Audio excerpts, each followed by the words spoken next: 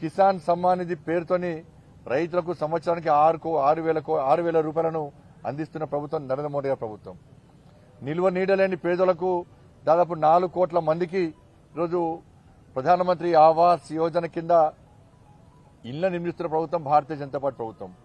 80 కోట్ల మందికి పైగా ప్రధానమంత్రి గరీబ్ కళ్యాణ్ అన్న యోజన కింద ఉచితంగా రేషన్ అందిస్తున్న ప్రభుత్వం భారతీయ జనతా పార్టీ ప్రభుత్వం.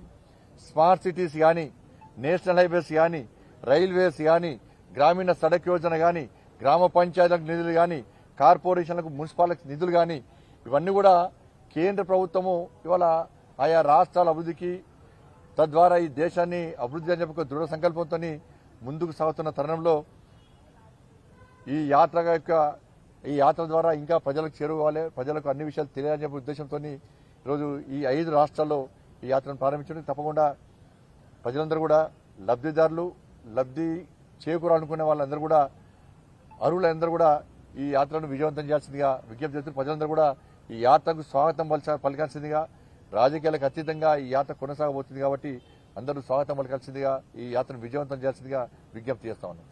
సీజీఆర్ దావరి పొట్టు దోసుకున్నారు. కేసీఆర్ గారు పాపం ఆరోగ్యం మంచి లేదు, పెద్ద మనిషి, ఆ గౌరవం ఇవ్వాల్సిన బాధ్యత మనందరి మీద ఉంది. వారు త్వరగా కోలుకున్నారు, ఇంకా కోలుకోవాలని కూడా కోరుకుంటాం మేము. దాన్ని అనుకోకుండా వారికి ఫ్రాక్చర్ కావడం, చాలా మంది మానవత్వం ఉన్నటువంటి ప్రతి ఒక్కరు కూడా వాళ్ళ కేసీఆర్ గారు సంతోషంగా ఉండాలి, త్వరగా కోలుకోవాలని కోరుకోవడం జరిగింది. వాళ్ళు కోరుకుంటున్నారు కూడా. కేసీఆర్ గారి తప్ప వాళ్ళ కుటుంబ సభ్యులందరి పాస్పోర్ట్లు సీజ్ చేయాలి. గతంలో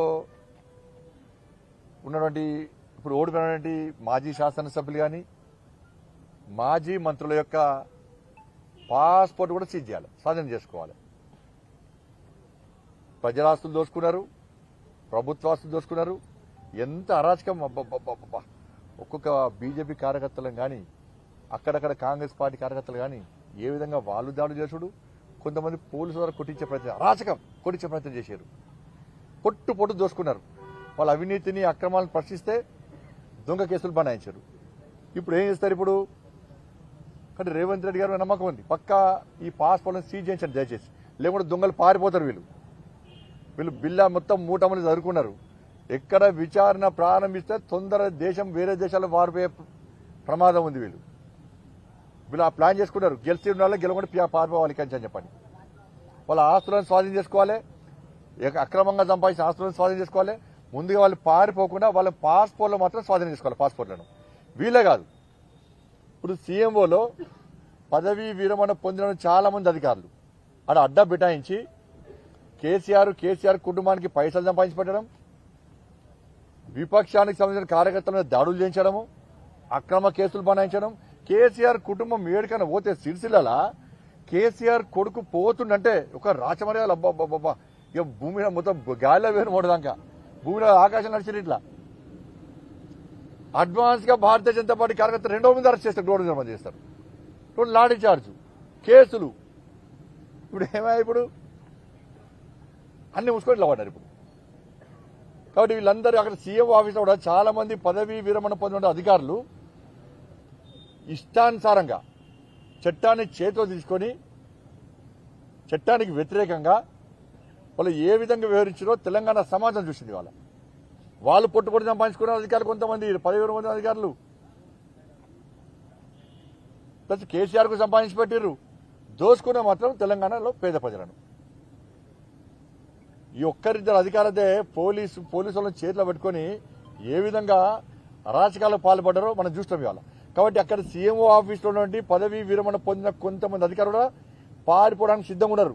వాళ్ళ పాస్పోర్ట్ తీసుకోవాలి, వాళ్ళ పాస్పోర్ట్ స్వాధీనం చేసుకోవాలి. వీళ్ళు చేసుకుంటే తప్ప బుద్ధి రాదు. లేకుంటే వీళ్ళందరూ ఈ దొంగలు మూటాగా ఏర్పడి అందరూ బయటికి పారిపోవడానికి ప్రయత్నం చేస్తున్నారు, ప్లాన్ చేస్తున్నారు.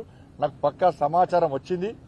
కాబట్టి ప్రభుత్వానికి, కాంగ్రెస్ పార్టీ ప్రభుత్వానికి నేను రిక్వెస్ట్ చేస్తున్నా, వెంటనే కేసీఆర్ మినహాయించి వాళ్ళ కుటుంబ సభ్యుల యొక్క పాస్పోర్ట్ స్వాధీనం చేసుకోండి. ఓడిపోయిన ఎమ్మెల్యేలు, బీఆర్ఎస్ పార్టీ ఎమ్మెల్యేలు, వాళ్ళ మాజీ మంత్రుల యొక్క పాస్పోర్ట్లను స్వాధీనం చేసుకోండి. సీఎంఓ ఆఫీసులో పదవీ విరమణ పొంది ఈ రోజు అరాచకాలు పాల్పడి పొట్టు అడ్డగోగా సంపాదించి కేసీఆర్ కుటుంబానికి సంపాదించినటువంటి ఆ పదవి విరమణ అధికారుల యొక్క పాస్పోర్ట్ స్వాధీనం చేసుకోండి, వాళ్ళ కుటుంబాల పాస్పోర్ట్ స్వాధీనం చేసుకోండి. ఏడబెట్టారో పైసలు ఇవన్నీ అర్థం ఏడబెట్టారో పైసలు.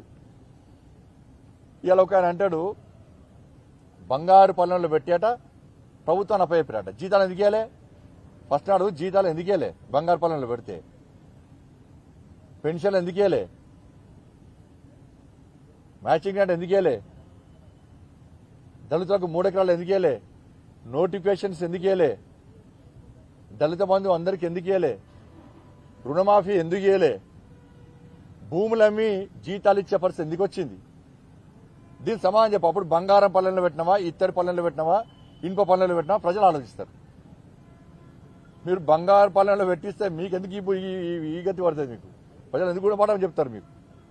కానీ ఇంకా అబద్దాలు మానతలేరు. బీఆర్ఎస్ పార్టీ వాళ్ళు ఇంకా అబద్దాలు మూమెంట్ చేస్తలేరు. ఆరితేరినారు అబద్దాలలో ఆడుట్లా ఆరితేరినారు. ఇక కాబట్టి పాస్పోర్ట్లను వెంటనే సీజ్ అని చెప్పి నేను తెలంగాణ రాష్ట్ర ప్రభుత్వాన్ని, కాంగ్రెస్ పార్టీ ప్రభుత్వాన్ని రిక్వెస్ట్ చేస్తున్నాను. ధన్యవాదాలు.